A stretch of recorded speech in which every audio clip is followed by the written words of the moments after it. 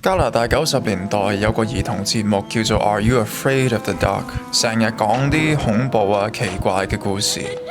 我最深刻印象嘅一集，關於一個對僵屍好着迷嘅年青人，疑神疑鬼，身邊所有人都係咪僵屍？最後俾佢真正遇到嘅時候，竟然喺鏡入邊睇唔到僵屍嘅樣子。其實僵屍嘅 fascination 普遍全世界嘅，羅馬尼亞、西伯利亞、英國、美國，全部都有僵屍嘅 festival， 但同我哋嗰啲不停重播我和僵屍有個約會嘅人一樣，只係對呢一個有尖牙利齒、永恆不死、羅曼冷酷嘅白面神明感到着迷，或者似嗰個僆仔一樣覺得好有型，但從來都未必真正知道僵屍原來嘅模樣係點。今日就會話俾你聽，一樣咁唔科學嘅嘢啊，係。今日就係唔係用科學去解釋俾你聽。科學通常係一個分類唔同東西嘅一種工具，但可能用於有物質嘅嘢係得，但用同樣呢啲物質化去想形容一啲怪物、狼人、水怪、外星人、僵屍嘅時候，我哋就只係變咗流於表面。但今日想用嘅解釋係會超脫呢個物質嘅層面，佢哋叫 ether 或者精神上嘅嗰個層面去解釋僵屍。咁但係當然世人對僵屍嘅尖牙利齒啊、吸血啊呢啲象徵性嘅嘢係最為熟悉，但呢個只不過係代表一種叫做哥德式 Gothic Horror 嘅一個表演風格。我哋最為人熟悉嘅1931年嘅 Dracula 電影，或者佢嚟自嘅1897年小說，將僵屍寫成為一個悲情人物，甚至心理嗰種恐懼，而係有美感嘅。其實呢一種係一種寫作同埋拍攝嘅手法，將呢啲嘅僵屍或者怪物係去美化。咁但係如果我哋睇真實世界，佢哋喺呢一度存在，或者一陣間我直至甚至有 TikTok 上被拍到嘅真實僵屍嘅時候，佢哋唔係呢啲歌式小說入邊嘅嗰啲主角，反而我做咗呢一個影片之後，我發現可能我和僵屍有個約會2同3啊，最後嗰啲僵屍反而可能係最貼切我哋今日最後呢一個對僵屍嘅解釋。係，今日我哋呢一個嘅影片亦都有2大解釋去解釋其實僵屍嘅來源同埋佢哋真正係啲乜嘢呢？咁其實呢2派嘅說法睇你想相信邊一個咯。咁但係其實你好離奇地，反而可能鄭浩南嗰隻僵屍仲正確過西方嘅僵屍。除咗第一套嘅僵屍片 Dracula 唔係第一套嘅僵屍片，反而係一個1922年叫做 Nosferatu 嘅呢一套。呢一幕被譽為史上邊最恐怖嘅一幕場面，但到今時今日為人津津樂道嘅嘢唔係淨係呢一套電影嘅氣氛拍得如何，係根本上啲人覺得入邊嘅嗰一隻嘢係一隻真正嘅僵屍，而之後1931年嘅 Dracula 係用嚟掩蓋呢一個嘅事件。你去揾翻當年拍呢一套 Nosferatu 嘅男演員 Max Schreck， 德國嘅一個演員呢，其實佢之後係冇拍過任何電影，佢之前亦都係冇拍過任何電影嘅。啲人話佢個真實模樣，亦都根本上就係呢一個嘅樣。1953年，一個影評人 Adolphe Pirot 曾經喺佢書籍度寫，冇人知道呢個演員嘅真實身份係啲乜嘢嘅。我哋問過導演，我哋問過好多人，但呢一個 Nosferatu 背後嗰個演繹者係邊個，其實都冇人知道。你再睇佢高大嘅身材啊，佢嘅身形，佢嘅樣貌，係咪係當時嘅技術可以複製到出嚟先？同埋佢存活嗰個時間線都係好可疑嘅。其實18世紀末到19世紀初，啲人話係舊式世界同埋新式世界嘅一個交替。1900年打後嘅世界正式被新世界秩序統治嘅時候，其實我哋以前好多嘅 folklore 啊，我哋以前好多相信嘅迷信嘢被隱藏。好似你睇到1890年 Census Fire 事件啦，話當時美國政府係做咗最大型嘅一個全民調查，寫下當時18世紀人們嘅生活係點樣。但係喺1921年 Washington 突然之間出現咗一個大火，將所有超過600萬份人民嘅口述證供啊，以前嘅生活點滴啊，完全去燒毀，好似啲人唔想俾你知道18世紀嘅嗰啲嘢咁樣，或者係舊式世界嘅嘢。咁係咪喺嗰個舊式世界當中，魔怪、僵屍，甚至我係叫做 Eva 嗰種嘅生命力，都係大家普遍所認知係存在嘅嘢呢？而我哋呢一個嘅 Nosferatu 電影就係最後一次可以睇到嗰個18世紀睇真正模樣嘅一個點滴，所以佢哋揾隻真正僵屍去拍戲咁大膽啊！咁但係其實係咪真係有僵屍先？我其實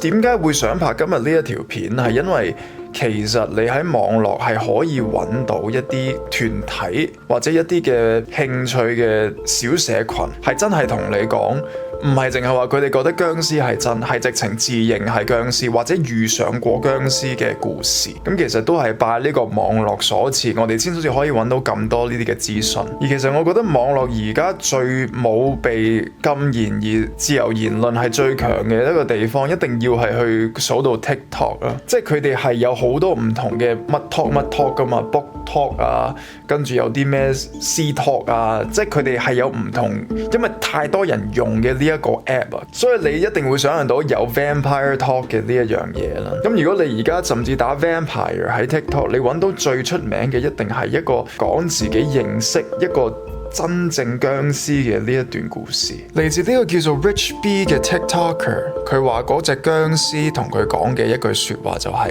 僵屍嘅名字係假嘅，但係佢哋嘅血脈係真嘅。咁呢一個嘅主旨貫穿佢所有嘅影片。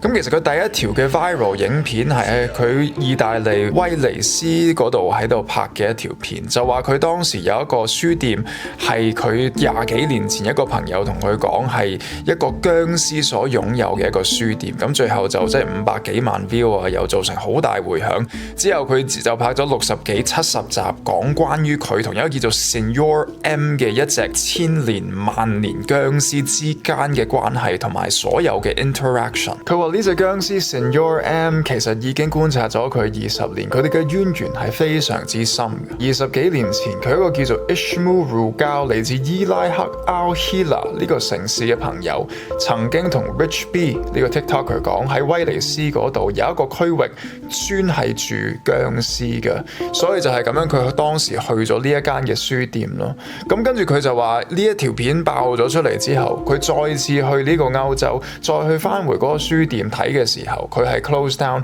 同第一次係一樣嘅。咁我唔知道係咪因為嗰啲嘅僵屍睇過佢嘅 TikTok 啦，但佢遇上咗呢個女仔，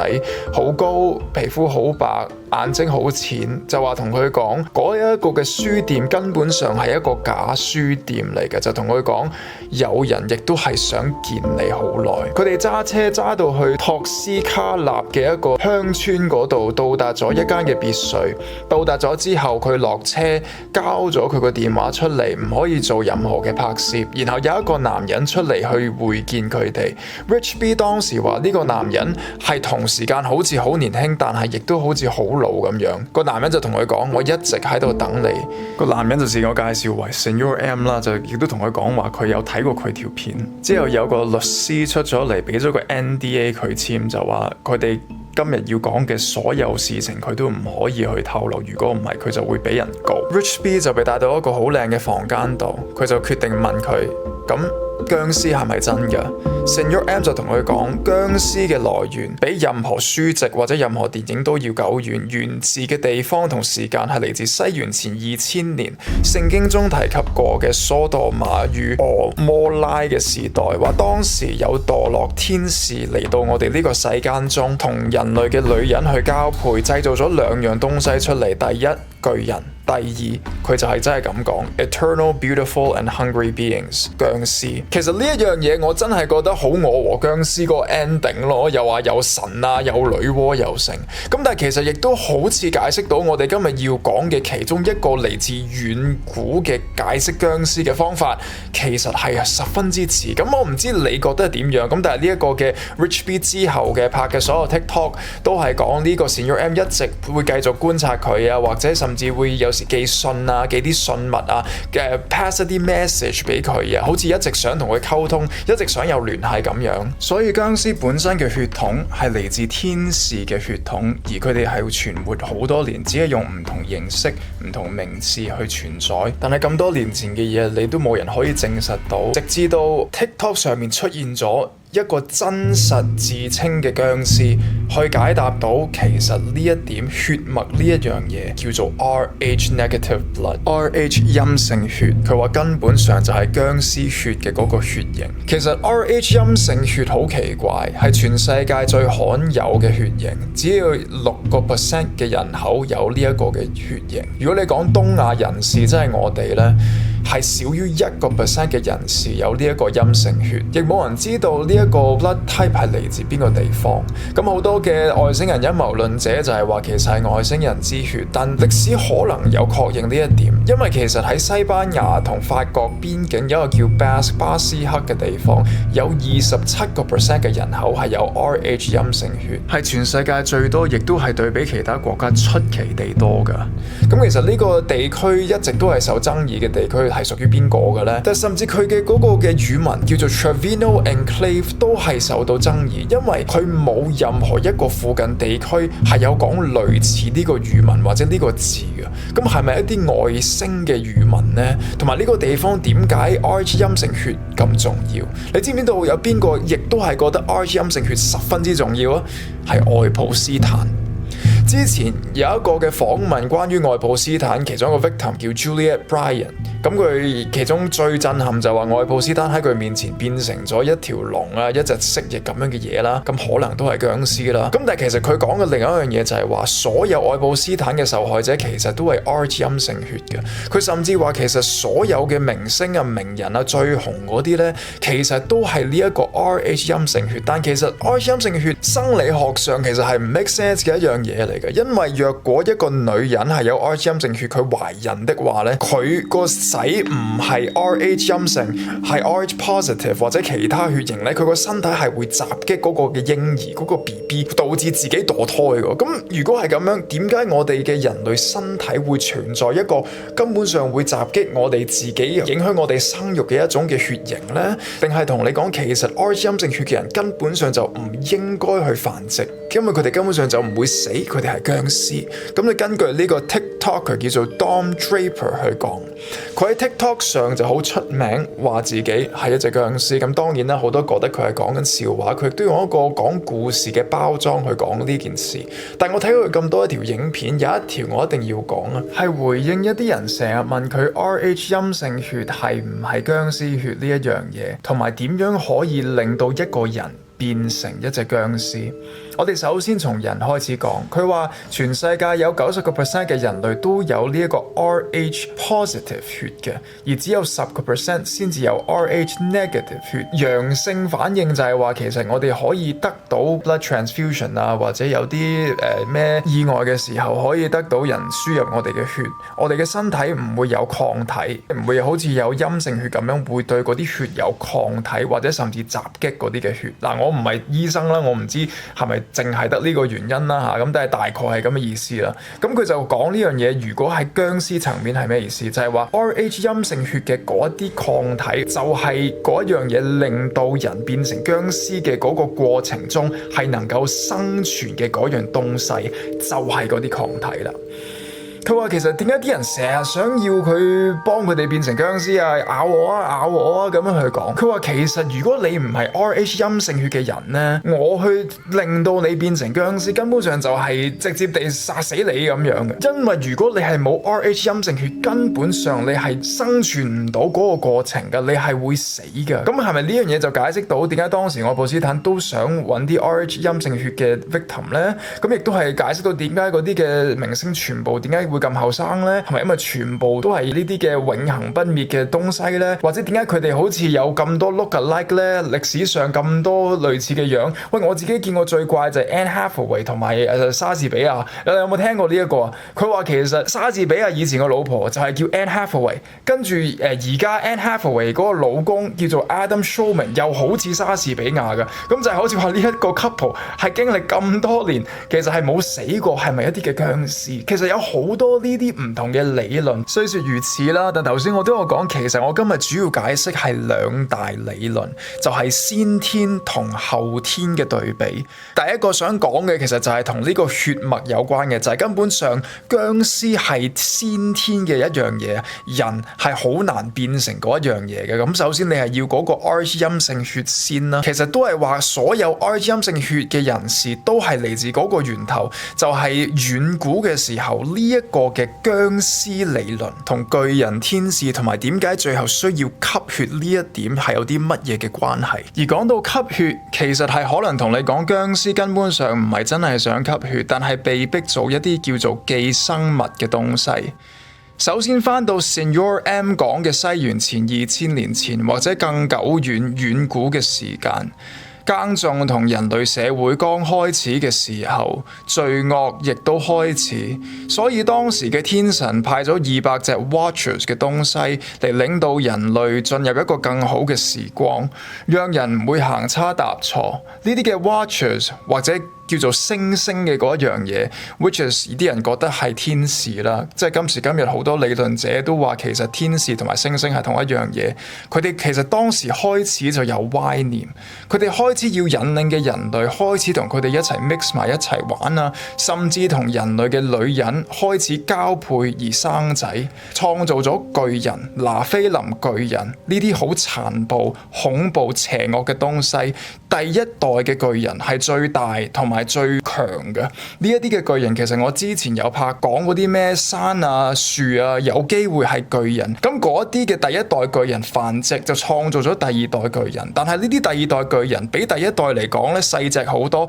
更加係冇咁強壯，而一代一代咁樣過去，去到第99代嘅時候，嗰啲嘅巨人啦，所謂嘅其實就係同人類差唔多咁樣嘅 size 嘅啫，都令我諗起我和僵屍有個約會劇情，你記唔記得？當時話將神咬嘅第一代放天佑係最強嘅，跟住一代不如一代啊嘛，所以都話亞視係正嘅。但 anyway， 所以講翻嗰樣嘢係一個好殘暴嘅世界啊！當時因為根據你啲蘇美爾王表嗰啲講呢啲巨人，其實佢哋係幾萬年都唔會死嘅，下下幾萬年。咁即係話第一代嘅巨人同埋第99代嘅巨人全部都冇死，全部都係同樣地一齊爭嘢食。而當然嗰啲第一代巨人係強好多啦，第99代嗰啲或者後代巨人就變成佢哋嘅隨從一樣，帶人類俾佢哋作為進食嘅嘢。咁其實呢，我哋可以而家 assume 啦，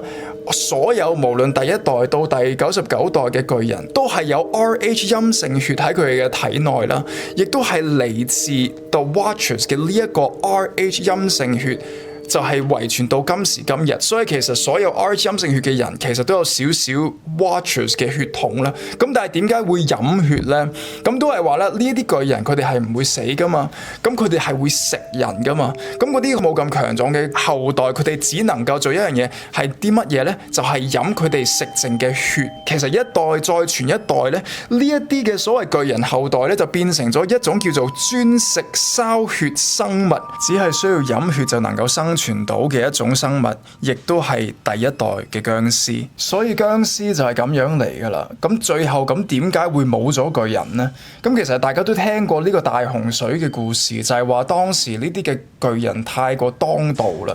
當時嘅神就要決定用一個大洪水去清洗呢啲嘅巨人，一次過將佢哋毀滅，同樣地將佢哋石化變成我哋今時今日嘅山樹。咁但係嗰啲嘅僵屍又點算呢？咁就係其實一大部分嘅僵屍當時就係隱藏自己喺地底，而其實係冇被呢個大洪水去毀滅到嘅。但係因為佢哋喺長期黑暗當中存在咧，久而久之又係一代再一代咧，佢哋就 develop 一種叫做Porphyria 嘅一種病，就係對呢一個陽光啊、太陽咧，一有接觸嘅時候就會感到痛楚，甚至有啲燒傷佢哋嘅感覺，咁就變成咗今時今日我哋睇嘅 stereotype， 就係僵屍就係需要飲血同埋係好驚太陽嘅呢一樣嘢。咁如果對呢啲遠古故事着迷嘅朋友，可能都比較想相信呢個先天僵屍嘅呢一個嘅理論啦。咁但係其實亦都係有第二個我哋今日要講嘅理論，就係後天僵屍嘅理理論，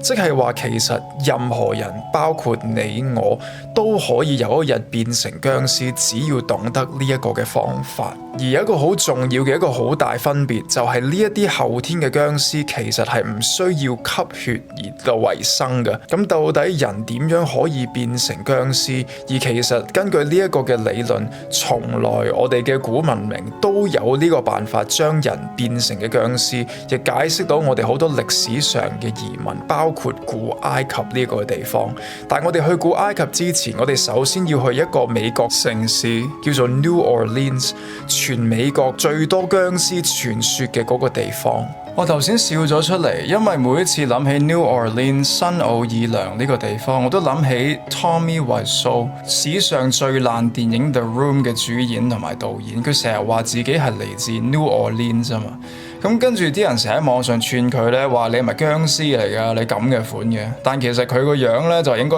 opposite of 一隻僵屍咯。人哋就唔會老，佢就好鬼死老。咁但係當然 New Orleans 嘅僵屍傳說唔止佢啦。遠至1704年，有一啲女仔被派到去 New Orleans 嗰度嫁給啲男人。當時出現嘅女仔全部都孭住一個棺材喺佢自己背脊上邊。據說呢啲嘅女仔根本上唔係人。到1905年，一位叫 Jacques Saint Germain 嘅有錢佬，從來都冇見過佢食嘢㗎，直至到有一晚，一位女士突然之間由佢家中走咗出嚟，去警察局同佢哋講 Jacques Saint Germain 想吸佢嘅血。警方到達咗佢大宅之後，發現咗呢一個有錢佬消失咗，地上邊只剩下一灘血。話1932年嘅 Carter Brothers喺當時 Great Depression 嘅時候，會捉啲人去佢哋屋企，將佢哋殺死，然後飲佢嘅血。但呢個感覺上似一啲連環變態殺手多於真正嘅僵屍。咁其實呢啲全部都可以有解釋㗎喎。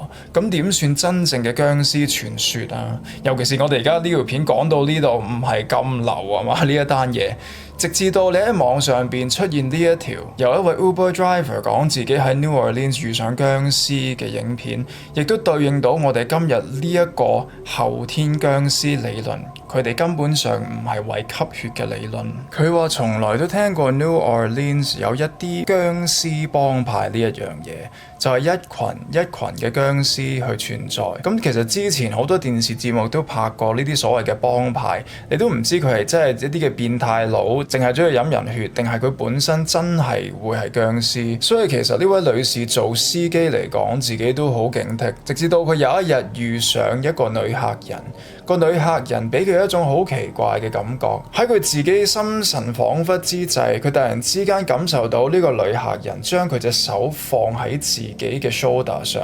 同佢講，叫佢唔需要驚。當呢位女司機望翻向佢嗰個女客人嘅時候，嗰個女客人其實係坐喺好後嘅後面，從來都冇喐過。但係猶如佢嘅靈魂可以搭到佢嘅膊頭，同埋佢嘅聲音係能夠由佢個腦袋傳送俾司機嘅腦袋一樣。個女人就問佢：你係一樣乜嘢嚟㗎？嗰個人就同佢講：我係一隻僵屍嚟㗎。亦都同佢講 New Orleans 係充滿着一啲僵屍，但我哋唔係飲血㗎，我哋吸取嘅係人嘅能量。所以佢哋出沒嘅地方都係有好多人氣嘅。其實，譬如喺 New Orleans 好出名一個 haunted 嘅 bar 叫做 Monteleone Hotel Bar， 咁就啲人話係鬧鬼嘅，但啲人亦都覺得呢一個根本上就係呢一幫所謂嘅僵屍會集中嘅一個地方。當時有個故事話，一個女士去到遇着一個嘅僵屍，嗰個僵屍同佢講：我係呢一度喺度食緊嘢，但係佢冇見到佢吸任何人嘅血。而其實呢樣嘢係咪就係確定到其實僵屍食嘅根本上唔係血，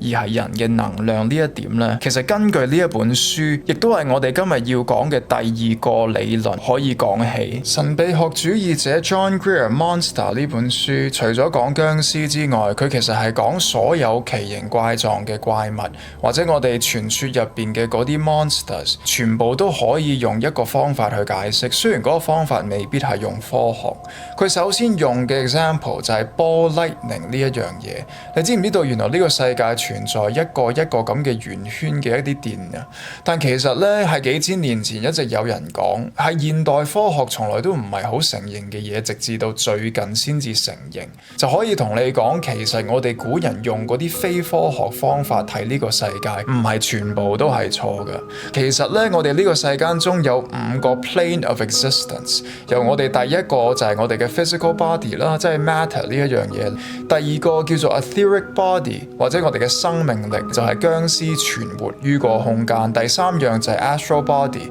即係話你自己嘅意識。第四就係 mental body， 智慧上嘅嗰一樣嘢，同埋第5樣就係你嘅靈魂。所有嘅東西都有呢5項嘅 plane of existence 嘅，而怪獸就存在於第2個 etheric body 嗰一度。如果有出咗乜嘢嘅問題，就係喺嗰個 plane of existence 創造怪獸呢一樣嘢出嚟，包括殭屍。存活喺第2個 etheric plane 嘅嗰啲殭屍唔係鬼，但其實亦都唔係人，所以佢哋根本上唔需要吸取咩血去維生啊，去肚餓啊，或者有啲咩生理上嘅狀態呢一樣嘢，因為其實殭屍係已經死咗㗎啦。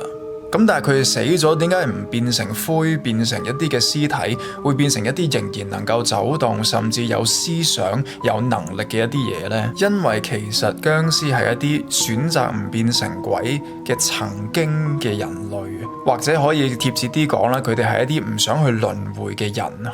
哇！咁但係點樣做到呢？即係你喺個咁講，其實我哋唔係講血統，唔係講呢啲巨人嘅嘢喎，係任何人都可以變成殭屍，係只要你懂得嗰個方法。呢一個理論就係話任何人都能夠變成殭屍，因為佢分清楚我哋人類嘅死亡咧，其實係有2種嘅。咁就係話第一種嘅死亡就係我哋肉身，我哋呢個 physical body 嘅死亡啦。但其實我哋呢個肉體死咗之後咧，據說係話有第2個死亡我哋必經嘅。咁呢一樣嘢，如果我哋唔去做，呢個就係話要我哋離去我哋嘅 etheric body， 我哋嘅生命力嗰樣嘢，我哋都係需要去脫離，我哋先至真正死亡，先至能夠去得到輪迴呢一樣嘢啊，或者去第2個維度。殭屍就係啲選擇唔去進行呢種第2個死亡，唔想去輪迴度，唔想去第2個維度嘅嗰啲半人半鬼。其實咧，呢一種嘅習俗咧，遠至19世紀嘅時候嘅日本咧，都仍然係公開去做嘅。話通常會係一個老人家，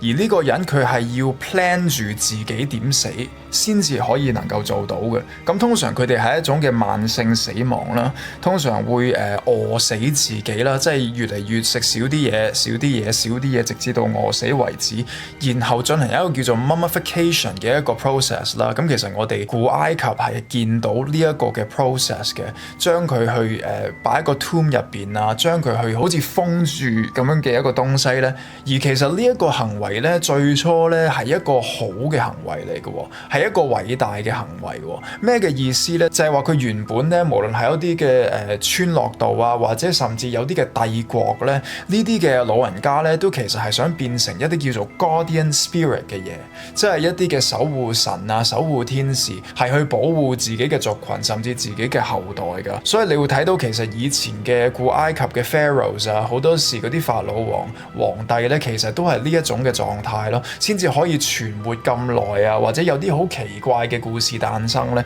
其實都係因為嗰啲嘅皇帝都係處於呢一種嘅狀態。咁但係當然啦，即係久而久之咧，好多人為咗自私自利咧，或者唔去死呢一樣嘢咧，就利用咗呢一種嘅方法咧，去得到永生。同埋話點解呢啲嘅殭屍會吸取人嘅東西，就係佢哋一定要不停有 supply 佢俾人氣叫 etheric energy 嘅嘢，佢哋先至可以繼續可以存活到。就解釋點解以前古埃及嘅文化好似對死亡呢一樣嘢係咁着重咧，因為死亡唔係淨係真係長眠，佢有另外呢一個嘅狀態咯。古埃及有啲書咧，咩 Book of the Dead 咧，直情係教人哋死咗之後喺陰間如何去穿梭。以前覺得好好笑，咁但係而家你知道原來係咁樣嘅時候，咁佢係一個幾有用嘅指南嚟嘅。咁但係當然啦，最後呢一個習俗咧，好多地方都滅亡咗啦。咁喺古埃及就變成咗一個大嘅戰爭去打擊呢一樣嘢啊，就話最後咧啲人直情去燒屍啊，因為燒咗嗰啲屍體咧，呢一個嘅做法就做唔到咧，就變成咗個好大，直情去打仗。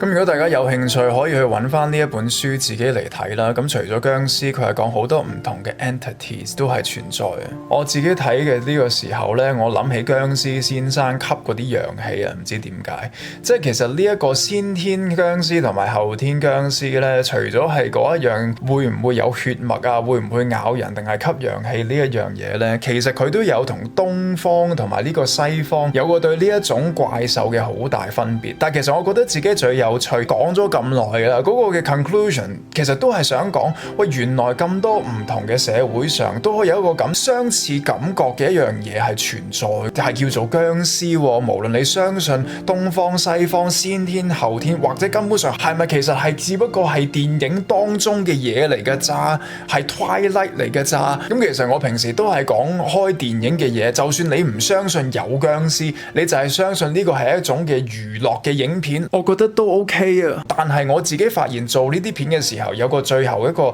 少少嘅觀感就係話，縱使佢係真係假，或者係講電影添，其實你係會睇到好多唔同嘅文化背景啊！你會睇到18世紀嘅時候，嗰時有個好大嘅變動，你會睇到以前啲人點樣去拍戲，生命力呢一樣嘢，其實我覺得係 universal。就算你信唔信有僵屍咁 dramatic 有棚牙嘅呢啲怪獸嘅嘢都好，其實你都係多多少少可以攞到啲嘢走咯。而如果你睇咗30分鐘，你係乜嘢都冇嘅，你只係覺得聽童話故事咁樣去聽嘅話，我覺得都可以，因為我相信滲透喺入邊，猶如血液一樣嘅嗰一樣嘢，都係滲到俾你知道一啲嘅歷史、一啲嘅資訊，縱使未必係永恆效用嘅一啲嘅資訊，但至少喺我哋呢個短暫嘅生命裏，都係可以攞出嚟講下嘅一二事咯。而因為我哋唔係僵屍，我哋唔係永恆嘅 beings， 其實喺呢個短暫嘅時光，揾啲嘢娛樂下、講下、talk 下，其實都算係唔錯過日子嘅一種方法。如果唔係真係悶死。